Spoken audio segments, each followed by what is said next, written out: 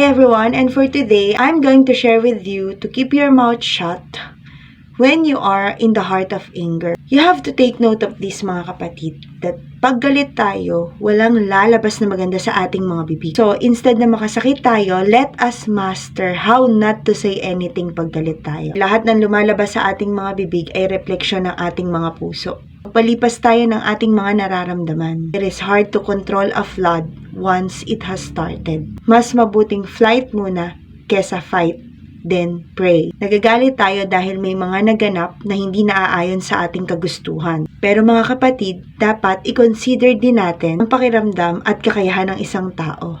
Dahil hindi lahat ng gusto mo at kaya mo ay gusto at kaya din ng iba. Tinuturuan tayo ng verse na to manage our emotions at yakapin ang katotohanan sa isang relasyon. Nagiging katawa-tawa tayo at napupulaan ng ating kapwa kapag tayo ay nagpapadala sa galit. Hindi madaling mag-control, oo.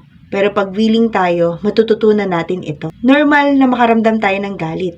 Pero hindi normal na makasakit tayo dahil sa ating mga galit. Kaya be sensitive enough to demonstrate love, wisdom, and good connection to others.